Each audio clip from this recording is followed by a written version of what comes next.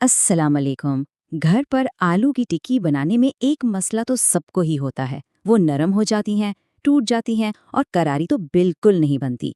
लेकिन आज हम एक ऐसी ज़बरदस्त तरकीब को समझेंगे जो कहती है कि आपकी टिक्कियाँ हमेशा हमेशा खस्ता और करारी बनेंगी। तो चलिए देखते हैं कि इसमें ऐसा क्या राज है। और सुनिए, इस तरकीब के साथ एक बहुत बड़ा दावा भी है।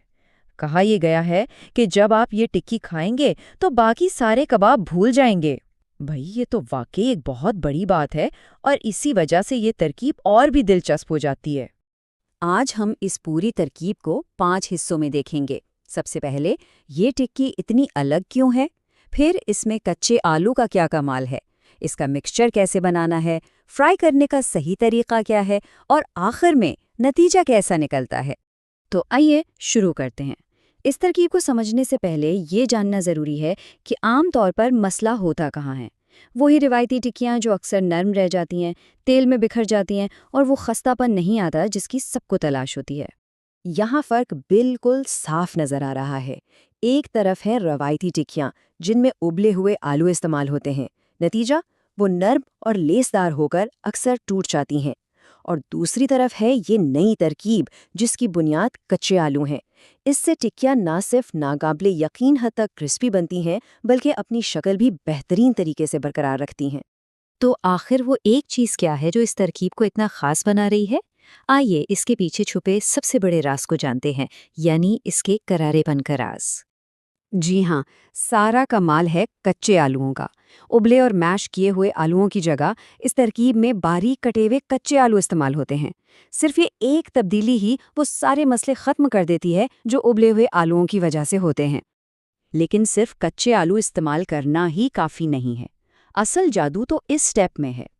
3 बड़े आलूओं को बारीक काटकर एक मलमल के कपड़े में डालना है और फिर इनका सारा पानी और स्टार्च निचोड़ देना है।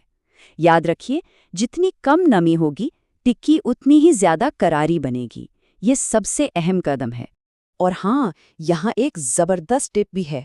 आलू से जो पानी निकले उसे फेंकना नहीं है, उसे जिल्द की देखभाल के लिए इस्तेमाल किया जा सकता है ना कमाल? कुछ भी जाया नहीं होगा। अच्छा जी, तो आलू तैयार हो गए हैं। अब वक्त है टिक्की के लिए एक बेहतरीन मिक्सचर बनाने का। इस हिस्से में हम देखेंगे कि इसमें जायके, खुशबू और बाइंडिंग के लिए क्या-क्या शामिल किया जाता है। मिक्सचर की बुनियाद ताज़ा चीज़ों पर है। इसमें जाएंगे 2 कटे हुए प्याज जिनका पानी भी आलू की तरह निचोड़ा गया हो, 5 से 7 लाल मिर्चें, 4 से 5 हरी मिर्चें और ढेर सारा ताज़ा धनिया और पुदीना। पुदीना तो इसमें कमाल की खुशबू भर देगा। अब बारी आती है खुश्क मसालों की, जो इसे वो गहरा मज़ेदार जायका देंगे। इसमें शामिल हैं लाल मिर्च पाउडर, हल्दी, अमचूर यानी खटाई पाउडर, काली और सफ़ेद मिर्च, ज़ीरा, नमक और हाँ, खूबसूरत रंग के लिए थोड़ी सी कश्मीरी लाल मिर्च भी। अब सवाल ये उठता है कि ये सब जुड़ेगा कैसे? इसके लिए 3 चीज़ें इस्तेमाल हो रही हैं। 2 चाय के चम्मच कॉर्नफ्लावर जो इसे और भी खस्ता बनाएगा, 1 अंडा जो इसे बहुत मजबूती से जोड़ेगा, लेकिन ये ऑप्शनल है, मर्जी है डालें या ना डालें। और आखिर में 3 से 4 चम्मच मैदा या बेसन जो इसका मेन बाइंडिंग एजेंट है। चलें जी, मिक्सचर तो हो गया तैयार। अब हम आखिरी और शायद सबसे अहम मरहले की तरफ बढ़ रहे हैं, यानी फ्राई करने की वो तकनीक जो एक परफेक्ट नतीजा लाने के लिए बेहद ज़रूरी है। यहाँ एक बात बहुत बहुत ज़रूरी है। जैसे ही मिक्सचर तैयार हो, फौरन टिक्कियाँ बनाकर फ्राई करना शुरू कर दें। अगर इससे थोड़ी देर भी रखा तो ये दोबारा पानी छोड़ देगा और फिर आपकी सारी मेहनत ज़ाया हो जाएगी। और फ्राई करते वक्त आंच कैसी होनी चाहिए? हमेशा हल्की से दरमियानी आंच।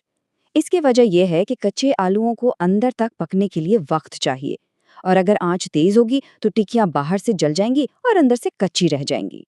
और टाइम कितना लगेगा?